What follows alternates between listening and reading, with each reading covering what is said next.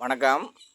இப்போ நம்ம பார்க்க போகிறதுங்க, இந்த மாட்டு பண்ணை வச்சுருக்கவங்கெல்லாம் மேக்ஸிமம் அடர் தீவனம் போட்டு வச்சுருப்போம். அடர் தீவனத்துக்கு உரம் போடுற அப்பப்போ உரம் போட்டுக்கிட்டு தான் இருக்கணுங்க. அந்த உர செலவை குறைக்கிறதுக்கு ஒரு எளிமையான வழி என்ன அப்படிங்கிறத தான் பார்க்க போகிறோம். மாட்டு பண்ணை வச்சுருக்கவங்களுக்கு எப்படியும் சாணம் இருக்குங்க. அந்த சாணத்தை குப்பையில் போடாமல் நம்ம நேரடியாக காட்டில் போகிறதுக்கு உண்டான வழிமுறைகள் எப்படி அப்படிங்கிறத இப்போ பார்க்க போகிறோங்க. இது ட்ரிப்பு போட்டிருக்கிறதுனால எனக்கு இந்த அமைப்பு செட் ஆகிருச்சு. ட்ரிப்பு போடாதவங்களுக்கு இது அமையுமா என்னன்னு தெரியல. வாங்க, இது எப்படி போடுறது என்ன அப்படிங்கிறத இப்போ பார்ப்போம். இந்த பாருங்க, இந்த கட்டை அறுத்து முடித்தாச்சு. இது அறுத்தவனே இந்த சாணி போட்டதுங்க. பாருங்களேன், நம்ம ட்ரிப்பு 2 அடிக்கு ஒன்று போட்டிருக்குங்க. பைப்பு இங்கே இருக்குது, அங்கே இருக்குங்க. இந்த கேப்பு 2 அடி இருக்குங்க. கட்டை 1.25 அடிக்கு ஒன்று நட்டுருக்காங்க கட்டை. பார்த்திங்களா? அந்த 2 அடிக்குள்ளே நம்ம சாணியை மட்டும் எடுத்துங்க. நம்ம கட்டை மற்ற சோகை இதெல்லாம் போடாமல் சாணியை மட்டும் எடுத்து இந்த மாதிரி கேப்பில்ங்க இடையில போட்டு விட்டிங்கன்னா நல்லா இருக்குங்க. நம்ம உரங்கிறதே போட தேவையில்லைங்க. முதல் தடவை இந்த மாதிரி நடணும்னா உரம் போட்டு தாங்க ஆகணும். அடுத்த தடவைனா போட தேவையில்லைங்க. ஆனால் ரெண்டாவது இது இந்த கட்டையெல்லாம் பார்த்திங்கன்னா 2 வருஷம் 3 வருஷத்துக்கு முளைக்கிங்க நல்லா. நம்ம இதே மாதிரி சாணியை எடுத்து கீழுக்கு நெட்டாக இந்த மாதிரி போட்டு விட்டோம்னா நம்ம வாட்டுக்கு வருஷம் ஃபுல்லாக போட்டுக்கிட்டு இருக்கலாங்க. இது இப்போ நம்ம போட்டிருக்க நெட்டு ஒரு 3 நாளைக்கு 3 நாள் சாணி இந்த நெட்டில் போட்டிருக்கேங்க. இது லென்த்து பார்த்தீங்கன்னா 100 அடிக்கு மேலே தான் வருங்க. இதை 3 நாளைக்கு போட்டிருக்கேங்க. இந்த 3 நாள் முடிஞ்சவொடனே நம்ம அடுத்து அறுக்கிறோம் பாருங்க. அடுத்து அறுத்து ஒரு 2 நாள் 3 நாளைக்குள்ளே போட்டுறணுங்க. ஏன்னா இந்த மாதிரி கட்டை தளைஞ்சி வந்ததுக்கு பின்னாடி போட்டிங்கன்னா இந்த முளைப்பு திறன் வர்றதெல்லாம் அமுத்தி விட்ருங்க. அதனால் அறுத்து 2 நாள் 3 நாள்லேயே இந்த மாதிரி போட்டு விட்ருங்க. போட்டு விட்டிங்கன்னா நல்லா இருக்குங்க. ஏன்னா மூடாதுங்க. ஒவ்வொன்று பார்த்திங்கன்னா சாணி போடும்போது இந்த இதெல்லாம் போட்டு மூடி விட்டுறேன். அதனால் அறுத்த உடனே இந்த சாணியை போட்டு விட்டிங்கன்னா நல்லா இருக்குங்க. பாருங்கள் எப்படி போட்டிருக்கேன்னு. நம்ம போகிறதுக்கு வர்றதுக்கு எல்லாம் வழி வச்சுருக்கேங்க. அதையும் காமிக்கிறேன் பாருங்களேன். நம்ம பக்கத்துலேயே தாங்க நம்ம பண்ண மாடுகளை கட்டுற இடம் எல்லாமே. இந்த தீனியை பக்கத்துலேயே தான் போட்டு வச்சுருக்கேங்க. ரொம்ப தூரமாகலாம் போடலைங்க. நம்ம பக்கத்துலேயே போட்டுக்கிட்டோம்னா இந்த சௌரியங்கள் நல்லா இருக்குங்க. முடிஞ்ச அளவுக்கு மாடு கன்று வச்சுருக்கவங்க இந்த பக்கத்துலேயே தீனியை போட்டுக்கோங்க. இந்த மாதிரி சாணி எடுத்து போட்டுக்கோங்களா. வழி இருக்குது பார்த்தீங்களா? வழி அதுக்காண்டி தான், சாணி போடுறதுக்காண்டி தாங்க இந்த வழி. அது இல்லாமல் தீனி கொண்டு போகிறதுக்கு இந்த வழி. இந்த பாருங்க, எங்கிட்ட போட்டிருக்கேன் பார்த்தீங்களா வழியை. ஒரு 15 பைப்புக்கு இடையில ஒரு பைப்பு மட்டும் எடுத்துட்டாங்க. இது ஒரு 4 அடி கேப் இருக்குங்க. நம்ம தீனி தூக்கிட்டு போகிறதுக்கும் சௌரியமாக இருக்கும்.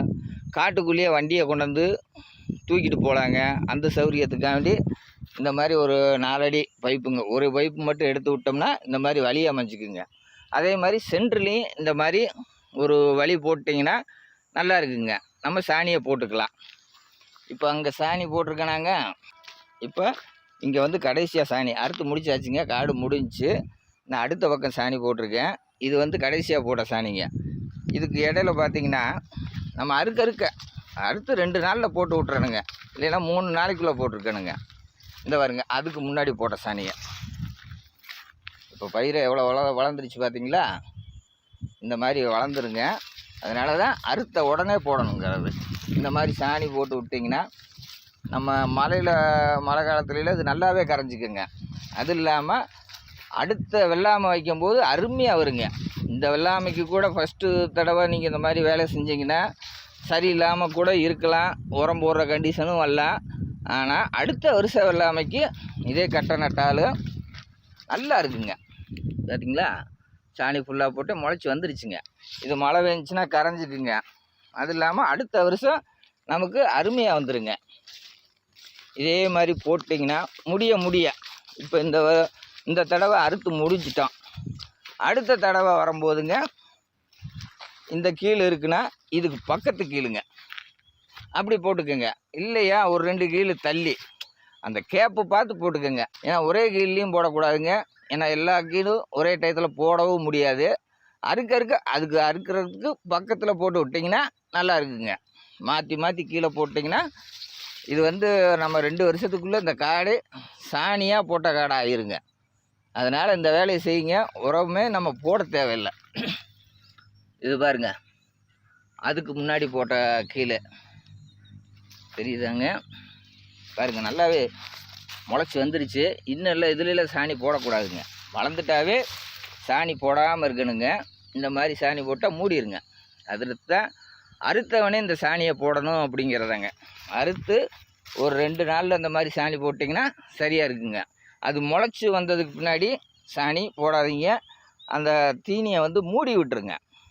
இந்த வேலையை செஞ்சிங்கன்னா நல்லா இருக்குங்க.